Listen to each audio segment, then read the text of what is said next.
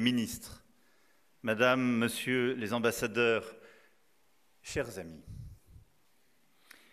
à l'heure de m'exprimer devant vous, je mesure combien la venue s'inscrit dans une histoire séculaire qui a tissé entre nos deux nations une véritable communauté de destin, un dialogue qui remonte à la nuit des mémoires.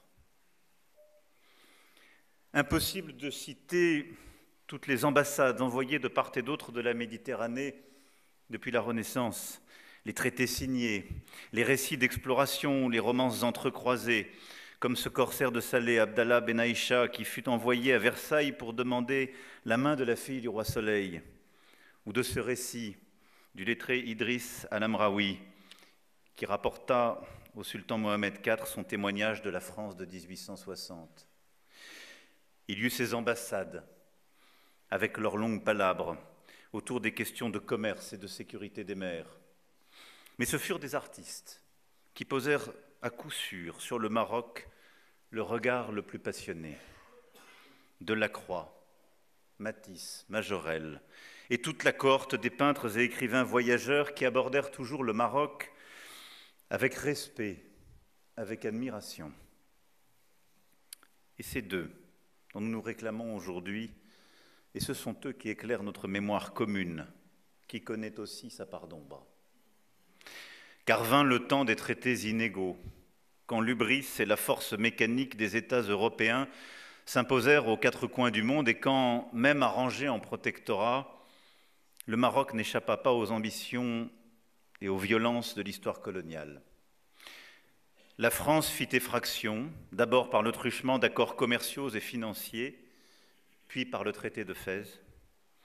Et tandis qu'elle imposait ses vues et consolidait ses intérêts, il y eut aussi des hommes qui cherchèrent à comprendre, à respecter, et je crois à aimer cet empire millénaire dont ils percevaient l'identité profonde et irréductible. Ils eurent pour nom Louis Massignon, Jacques Berck, à certains égards, Hubert Lyautey. Cela n'empêcha pas la République de demeurer aveugle et sourde au renouveau qui se faisait jour parmi la jeunesse marocaine et que le sultan Mohamed V allait bientôt incarner et défendre. Au lendemain de la Première Guerre mondiale, ces pionniers constituent le comité France-Maghreb, auquel adhèrent François Mauriac, François Mitterrand, et soutiennent avec Amédée Lefebvre, vicaire général de Rabat, les initiatives du monastère de Toumléline en faveur du réveil des consciences inquiètes et de l'émancipation des Marocains. L'histoire retient aussi le courage de Maroc Presse et d'Antoine Mazella au printemps 1954 pour exiger le retour du sultan exilé à Madagascar et de tous ces penseurs libéraux qui paveront la voie de l'avenir. Ce sont ces libéraux, émules de Jacques Berck, regroupés dans Conscience française et le Centre d'études et de documentation de Jean Védrine, qui poseront les premiers jalons conduisant à Aix-les-Bains. Il fallut néanmoins encore plusieurs résidents généraux et le sombre épisode de la déposition du sultan Mohamed V et de son exil avant que la raison ne prévale. Mais la déclaration de la Selle Saint-Cloud, le 6 novembre 1955, scelle un nouveau temps. Oui, c'est par là que le Maroc et la France épargnèrent à leur peuple les 10 années de la guerre d'Indochine et les 8 ans de celle d'Algérie. Ces quelques mois qu'employèrent les négociateurs pour ouvrir la voie à l'indépendance sont à marquer d'une pierre blanche dans notre histoire, car ils ont permis au Maroc et à la France de surmonter les cicatrices laissées par l'épisode colonial. Quand la France se tourne vers ces 80 dernières années de relations franco-marocaines, c'est d'abord de la gratitude qu'elle ressent. Pour tous ces hommes venus du Maroc pour libérer notre patrie du joug de l'occupant, en Provence, dans la vallée du Rhône, mais aussi sur tous les autres théâtres où les forces françaises libres furent engagées. Partout la chéchia et la ceinture écarlate des tirailleurs devint synonyme de bravoure et de sacrifice. Partout les goums et les tabors ont payé le prix du sang pour notre liberté. Comme le fit le général de Gaulle, en reconnaissant le sultan Mohamed V comme compagnon de la libération, comme j'ai eu l'occasion de le faire cet été à la nécropole de Boulouris à Saint-Raphaël, où dorment tant des vôtres. Je veux ici leur exprimer notre respect et notre gratitude.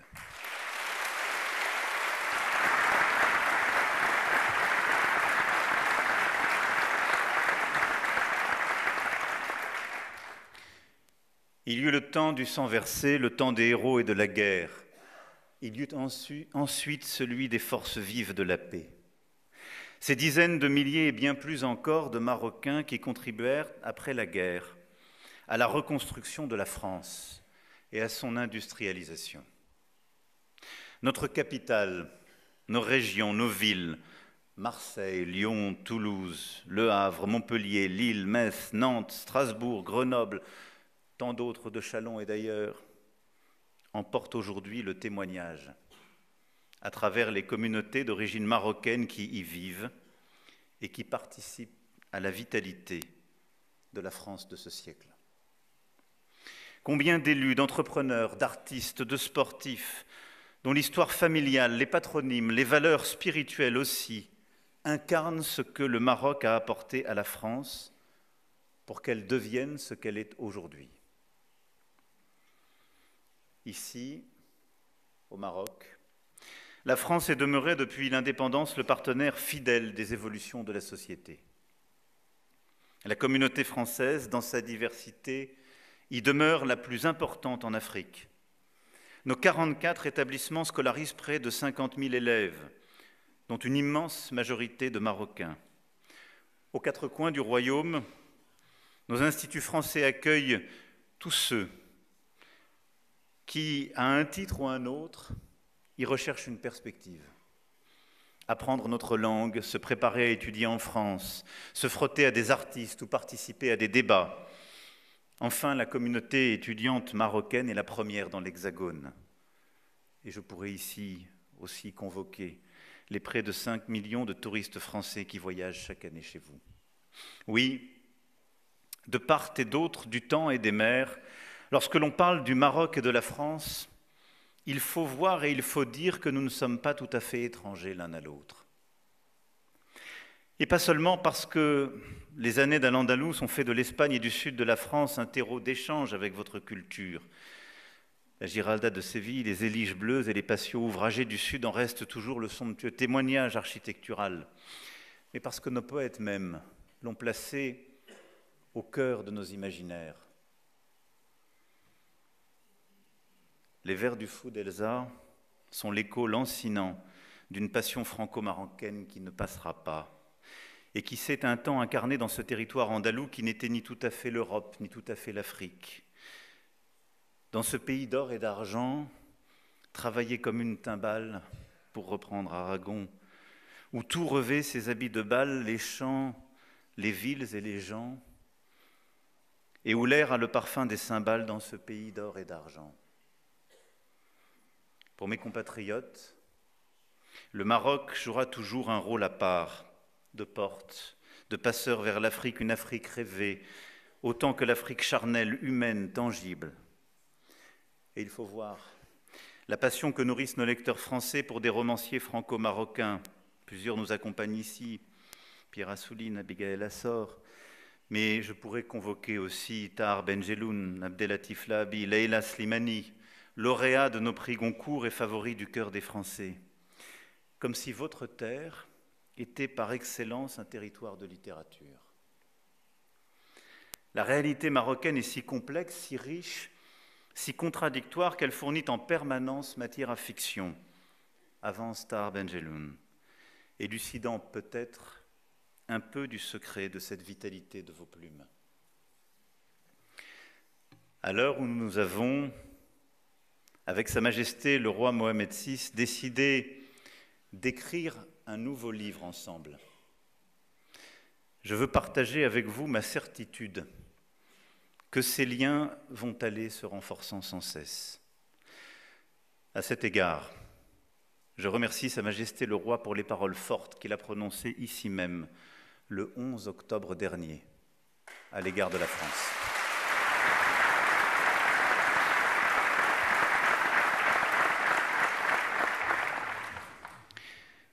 Parmi les plus anciennes monarchies du monde, le Royaume du Maroc avance avec confiance, cette confiance qu'il a en lui-même et qu'il porte en son roi. La conscience que lui donne sa longue histoire et l'énergie d'une jeunesse nombreuse, pleinement désireuse d'accompagner son émergence. Vous êtes également les représentants d'un peuple qui a érigé, par la volonté de son souverain, la diversité, le dialogue, la tolérance, au cœur de son identité, de ses institutions, de sa constitution. L'islam de tolérance, promu par Sa Majesté le Roi, commandeur des croyants, forme un défi à toute forme d'extrémisme. Cette richesse du Maroc est encore plus précieuse et digne de respect à l'heure où notre monde est déchiré par l'intolérance et par la guerre. Ce sont là des valeurs que la France partage profondément, qu'elle s'efforce de promouvoir comme pilier historique de l'Union européenne, en acteur déterminé sur la scène internationale, mais aussi en demeurant un creuset de l'innovation technologique, intellectuelle, artistique, grâce et avec tous ceux qui l'ont faite et tous ceux qui la font vivre. 25 ans sont passés depuis que Sa Majesté est devenu le souverain du Royaume du Maroc, incarnant la continuité de l'une des plus anciennes dynasties du monde et l'un des visages de la modernité industrielle et technologique. Face à nous, pour le prochain quart de siècle, se dessinent tous les enjeux et tous les possibles. En réaffirmant un lien d'amitié unique en son genre en cet anniversaire, je vois l'occasion et la nécessité d'écrire ce livre nouveau pour faire face et relever les défis du siècle. C'est une opportunité historique, oui, je dirais même un devoir stratégique, de construire entre nos deux pays, mais aussi entre l'Union européenne et le Maghreb et au-delà l'Afrique, un projet qui offre à nos peuples, à nos économies, la possibilité d'une prospérité, d'une sécurité, d'un horizon absolument nouveau. Beaucoup a été esquissé ces dernières années et décennies. Euromède, l'Union pour la Méditerranée, pour ne citer que quelques-unes de ces initiatives. Mais force est de constater que les fruits n'ont pas pleinement suivi la promesse donnée par les premières fleurs, en raison des troubles en Méditerranée orientale, de ce qui s'est passé en Libye, de ses conséquences au Sahel et au Maghreb. C'est pourquoi le temps qui s'ouvre est porteur tout à la fois de responsabilité et d'espoir nouveau. Le Maroc et la France ont aujourd'hui vocation à jeter les fondations d'un partenariat d'exception renforcé entre nos deux pays et proposer aux générations des 25 prochaines années ce nouveau livre lucide, lucide sur le passé mais tourné vers l'avenir. Bien sûr, ce doit être avant tout un espace ordonné, dont chacun des partenaires accepte d'être le garant, avec respect et engagement. Je pense à l'immigration illégale et à la nécessité d'une coopération naturelle et fluide en matière consulaire. Chacun voit bien que cette question est aussi une question de confiance réciproque. Elle constitue pour beaucoup de Français une attente des plus fortes. Nous avons besoin de davantage encore de résultats. Je pense aussi à notre partenariat en matière de sécurité, de lutte contre les trafics de toute nature qui minent nos sociétés et menacent nos États. Lutte contre le terrorisme aussi, qui doit continuer de nous unir inlassablement. Lutte contre la criminalité organisée et en particulier contre le narcotrafic qui gangrène nos territoires et nécessite une coopération judiciaire très étroite et encore plus rapide. Oui, ensemble, notre responsabilité est de bâtir un espace maîtrisé de sécurité et de sûreté. Ce sont aussi ces actions qui permettent ce partenariat d'exception qui gagnerait à être plus ouvert pour étudier, pour travailler, quelques jours, quelques mois, quelques années, pour tisser et maintenir des liens, un espace où, sur la base d'un cadre clair, ambitieux, fondé sur nos règles respectives, la mobilité des femmes et des hommes, comme celle des marchandises ou des capitaux, peut permettre aux idées, aux projets, aux talents de circuler intensément. Ce doit être l'occasion de redonner à la Méditerranée sa véritable vocation de trait d'union. Et ne rien faire, ne rien imaginer, se donner pour seule ambition de colmater au jour le jour les flux humains qui nous dépassent, reviendrait à nous résigner à subir notre avenir dans une position passive. Ce n'est pas l'avenir que je veux pour la France, parce que la France n'a jamais été aussi grande que quand elle a rêvé, imaginé plus grand qu'elle-même. Et cette vision, je sais que le Maroc la partage avec notre pays. La France a également toujours été aux côtés du Maroc pour accompagner sa dynamique de développement économique et social. J'évoquais l'éducation, l'enseignement supérieur, mais je songe aussi aux très nombreuses entreprises françaises qui ont cru au Maroc et font aujourd'hui de la France le premier investisseur étranger, ainsi qu'un créateur d'emplois qualifiés, importants et croissants. Je songe à l'Agence française de développement, dont le Maroc est le premier partenaire dans le monde, et dont la stratégie s'aligne parfaitement sur votre nouveau modèle de développement. Je songe aux magnifiques projets pour lesquels vous avez honoré la France de votre confiance, comme le développement marocain du TGV, que nous poursuivrons donc ensemble, et c'est une immense fierté pour nous. Je songe aussi à notre vision des industries culturelles et créatives et l'ambition que nous avons en commun d'en faire un élément central d'attractivité, mais aussi d'employabilité pour nos jeunesses.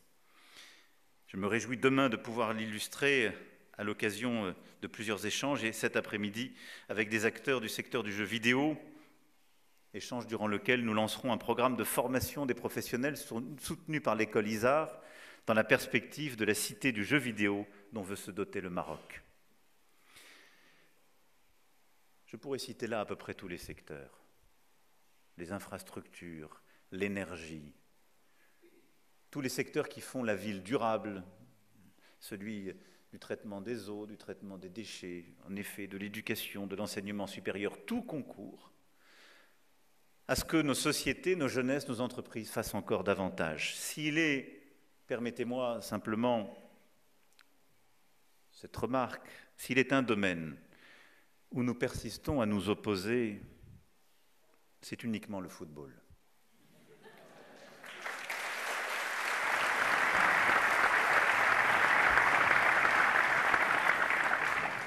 Parce que c'est une passion partagée, le match France-Maroc de 2022 restera l'un des grands moments de la Coupe du Monde. Malgré tout, vos joueurs font rêver nos championnats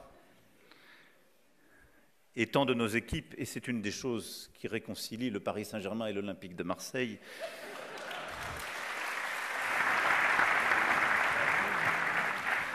Et je souhaite que l'accueil de la Coupe du Monde par le Maroc en 2030 soit le succès auquel nous sommes impatients de participer et nous offre une fois encore tant de moments d'émotion.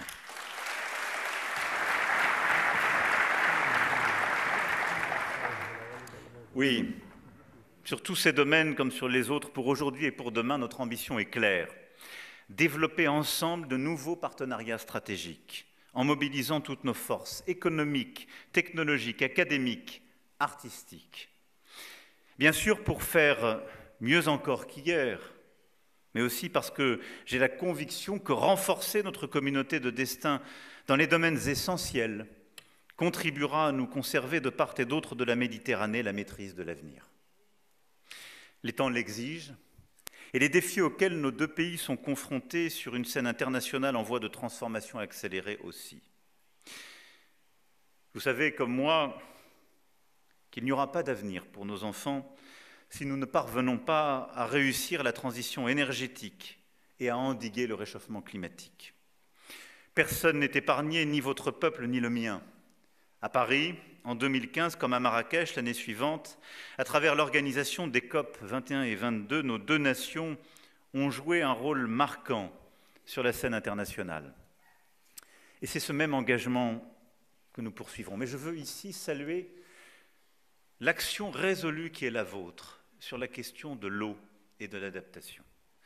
Je crois que peu de pays ont relevé ce défi avec autant d'ardeur, d'innovation. Et des autoroutes de l'eau, et nous sommes fiers d'être l'un de vos partenaires dans cette politique inédite, aux politiques de dessalement de vos villes, pour faire face aux défis de l'agriculture comme à ceux de villes de plus en plus grandes qui doivent accueillir de nouveaux habitants et plus de jeunesse. L'accès à l'eau potable, l'accès à l'irrigation durable est indispensable.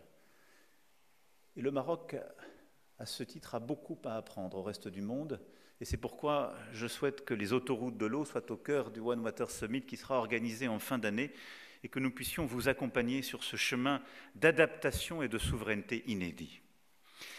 Dans le domaine de l'énergie, le Maroc dispose de ressources uniques, d'une longue tradition de grands projets hydroélectriques qui remontent à feu Sa Majesté Hassan II.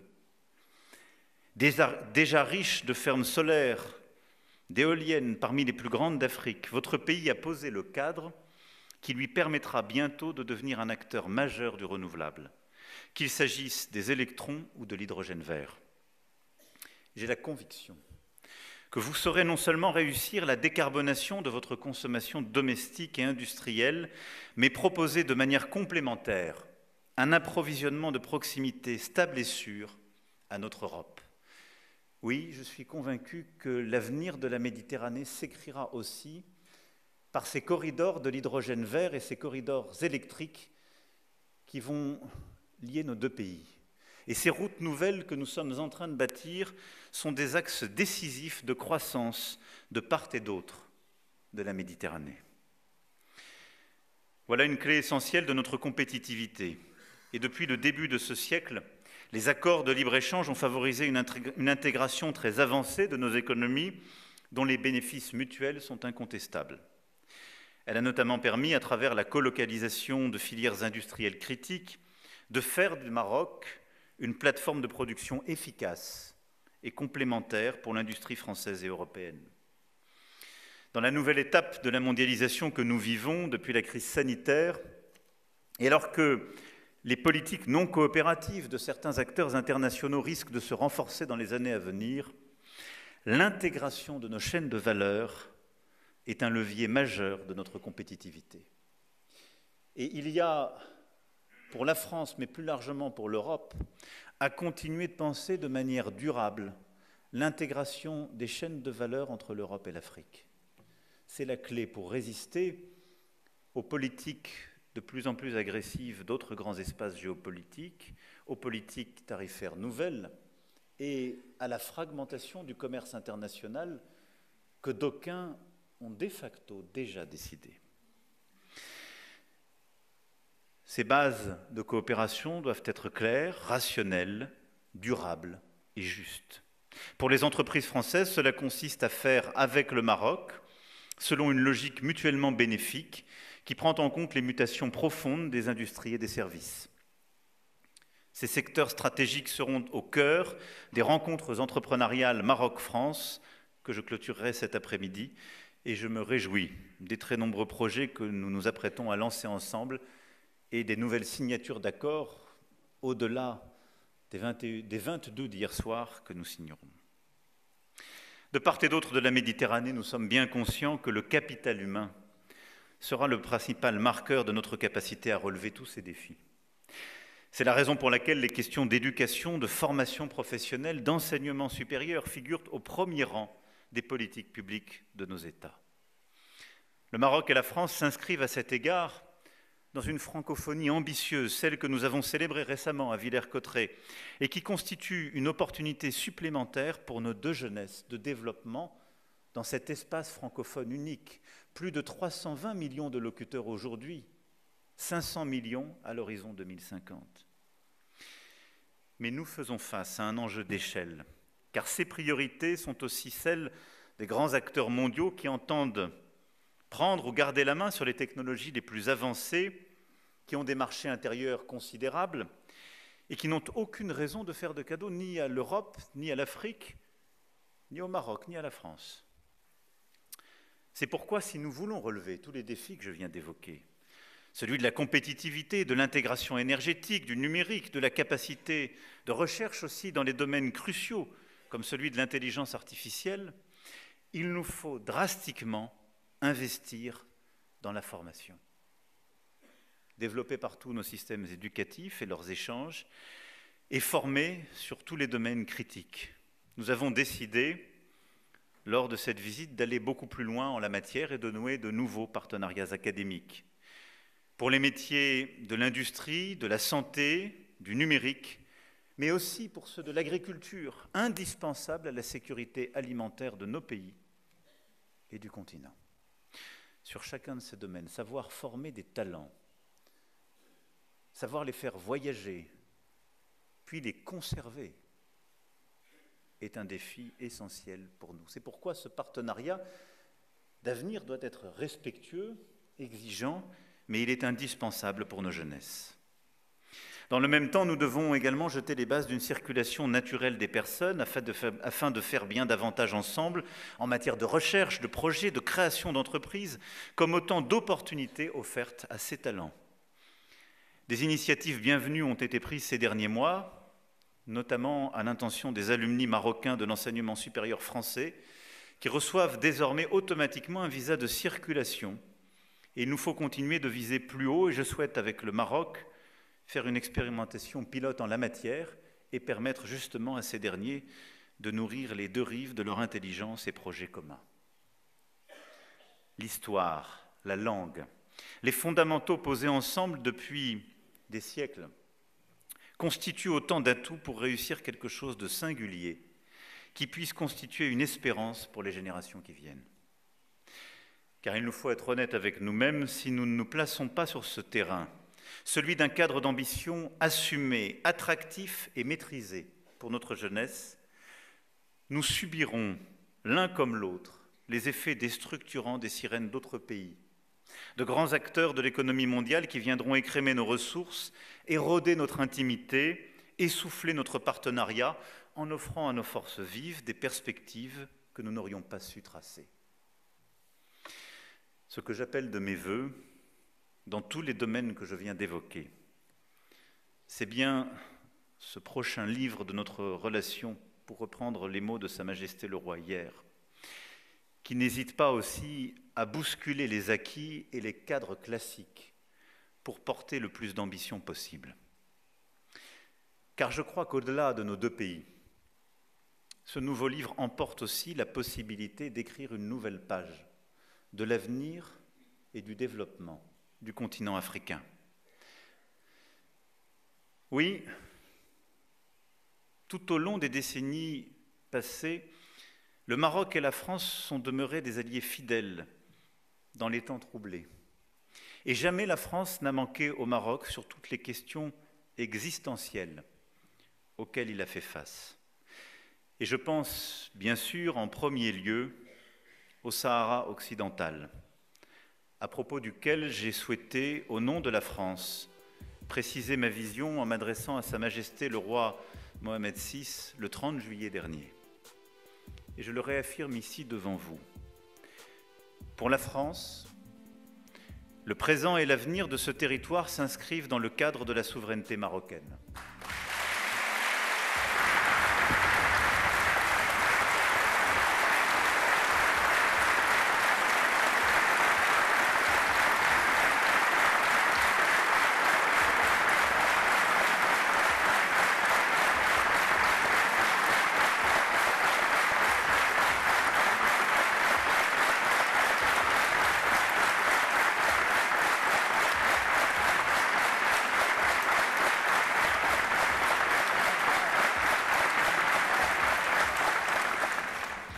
L'autonomie sous souveraineté marocaine est le cadre dans lequel cette question doit être résolue.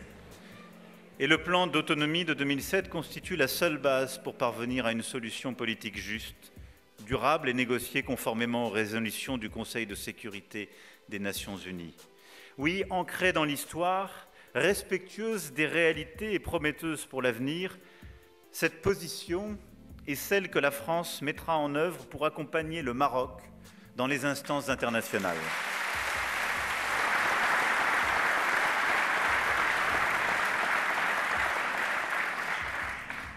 Et je le dis ici aussi, cette position n'est hostile à personne. Elle permet d'ouvrir une nouvelle page entre nous, comme avec tous ceux qui veulent agir dans un cadre de coopération régionale, en Méditerranée, avec les pays voisins du Maroc et avec l'Union européenne. Et je le dis ici aussi avec beaucoup de force, nos opérateurs et nos entreprises accompagneront le développement de ces territoires au travers d'investissements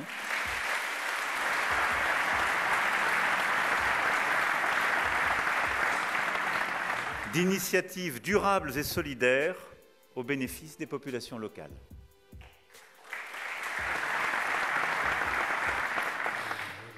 Entre le Maroc et la France, c'est une histoire qui nous appartient, mais elle ouvre vers l'Europe et elle ouvre vers l'Afrique.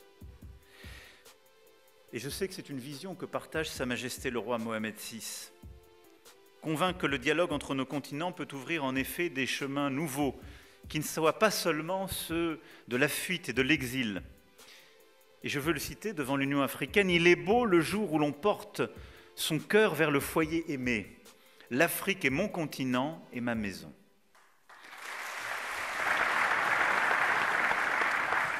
Et c'est pourquoi ce partenariat euro-africain est celui que nous voulons renforcer, celui auquel je crois profondément. Chacun sait, chacun voit aussi que le continent africain sera celui où une grande partie de notre futur se jouera. Avec l'Afrique, parce que les lunettes d'hier sont dépassées, nous sommes engagés dans un renouveau de notre relation avec les peuples, avec les États, et le Maroc, par sa géographie, par son histoire, par sa culture, par la vision de ses souverains, affirme depuis longtemps sa vocation de plateforme, de truchement, de chemin singulier. Sa stabilité, son ouverture, son développement sont des atouts inégalables que nous reconnaissons à leur juste valeur et qui peuvent inspirer bien des initiatives communes. C'est pourquoi, je le crois profondément, nous avons ensemble à œuvrer, et je sais pouvoir m'inspirer de votre pays et de son action au Sahara et au Sahel. Oui, nous avons dans cette région,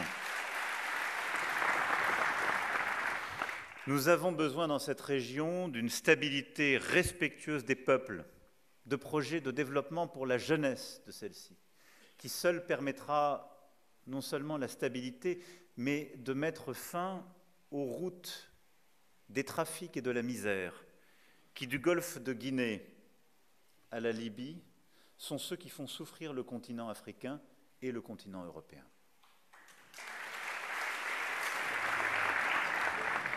Et je compte donc beaucoup sur, en effet, cette nouvelle stratégie où ensemble nous pourrons œuvrer dans cette région où la France, avec humilité, cherche à bâtir une stratégie partenariale nouvelle. Elle a été accusée par certains de tous les maux, bien injustement, car pendant une décennie, elle a évité l'effondrement de plusieurs États face au terrorisme, à des califats territoriaux qui voulaient se créer. Et en parlant ici devant vous, j'ai une mémoire émue pour les enfants que notre pays a donnés, pour la stabilité du Sahel, au Mali et ailleurs.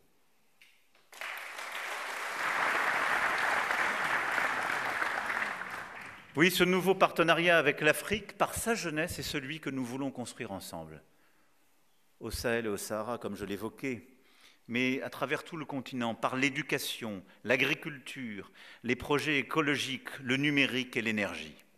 Il y a sur ces axes des actions communes que nous pouvons résolument ensemble construire.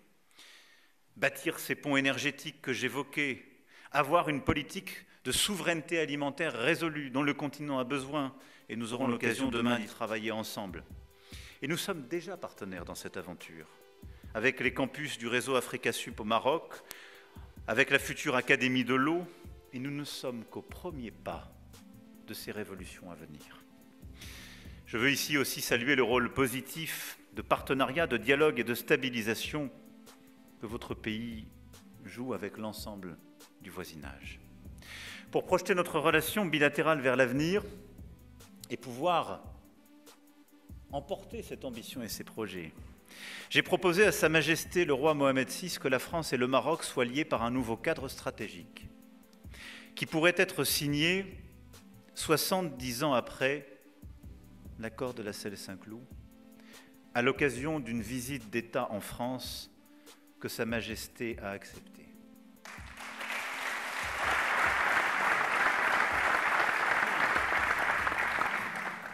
Avec Sa Majesté, nous nommerons sans tarder un comité de suivi paritaire qui sera chargé de nous remettre des propositions en ce sens dès le premier trimestre 2025, afin d'en dessiner les contours. Le Royaume du Maroc serait ainsi le premier pays hors de l'Union européenne avec lequel nous nous engagerions aussi intensément.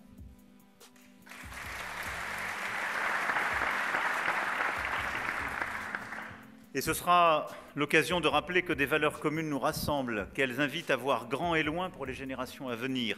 Et cet accord aura vocation à mobiliser nos institutions, nos communautés, nos jeunesses, nos talents, pour être les garants de l'ambition que nous nous assignons. Il permettra aussi, en mettant davantage en lumière nos solidarités, d'accorder encore davantage nos voix sur la scène du monde. À cet égard, nos regards se tournent évidemment vers l'est de la Méditerranée, vers cette région du Proche-Orient qui est si chère à la France comme au Maroc et qui se trouve aujourd'hui plongée dans l'abîme avec des conséquences dramatiques pour les populations civiles. Le 7 octobre 2023 a constitué une attaque d'une barbarie particulièrement atroce perpétuée par le Hamas contre Israël et son peuple. Et Israël a le droit de défendre son peuple contre une telle menace. La France y a perdu 48 de ses enfants et 2 de nos compatriotes comptent encore parmi les otages retenus à Gaza. Mais rien ne peut justifier pour autant le bilan humain désastreux à Gaza et la souffrance que connaissent les populations civiles. C'est pourquoi il faut un cessez-le-feu à Gaza. Et la France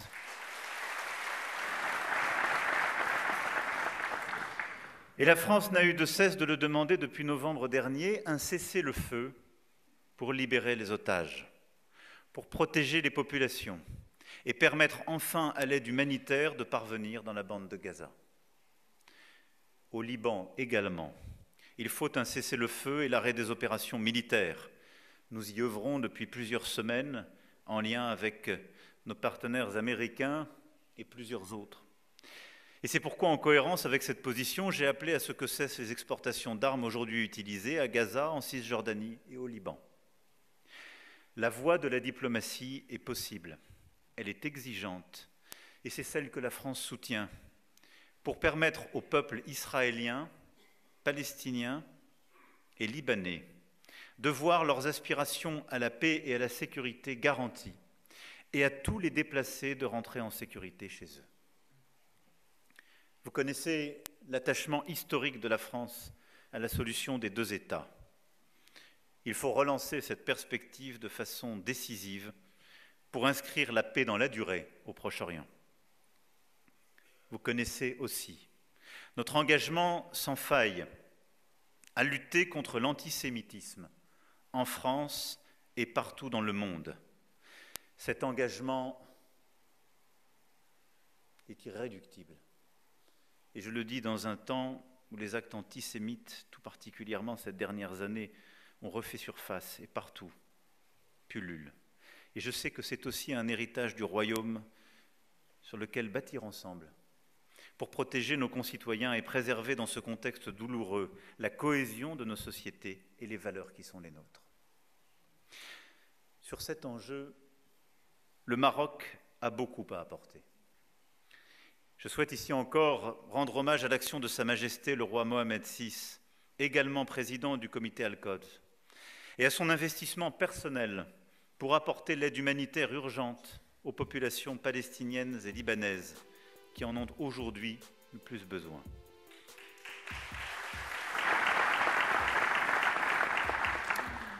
Je salue sa mobilisation et celle de tout le Maroc en faveur de la désescalade, d'une reprise du dialogue et de la relance d'un processus politique crédible.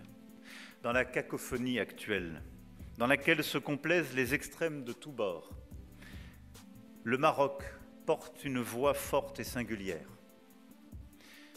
C'est, il me semble, la voix de la raison et de la justice. Une voix juste, fidèle à son histoire et à ses principes, une voix qui nous rappelle à nos engagements, à nos valeurs communes, et qui nous enjoint d'œuvrer sans relâche pour apporter un peu d'espoir à une région et à des populations qui en ont aujourd'hui si peu. Je sais qu'à Paris comme à Rabat, nous partageons cette même préoccupation et travaillons dans le même sens. Mesdames et messieurs les parlementaires, chers amis, la vision éclairée de Sa Majesté le roi Mohamed VI, les réalisations des 25 premières années de son règne sont une invitation à nous tourner vers l'avenir. C'est, vous l'avez compris, ce qu'à vos côtés et avec vous, je suis venu faire.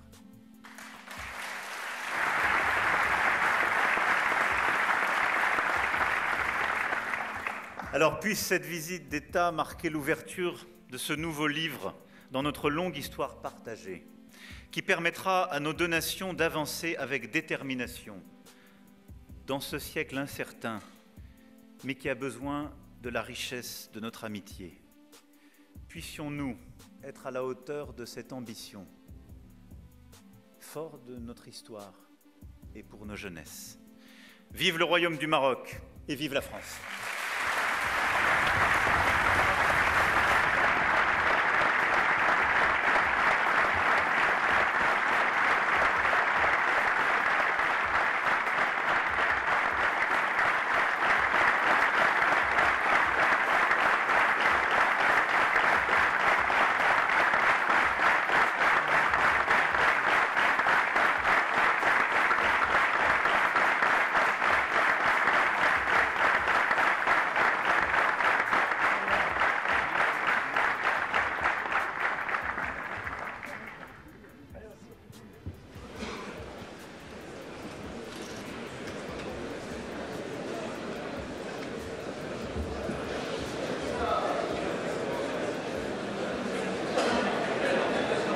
Pour conclure cette vidéo, revenons sur les points forts du discours du président Emmanuel Macron au Parlement marocain.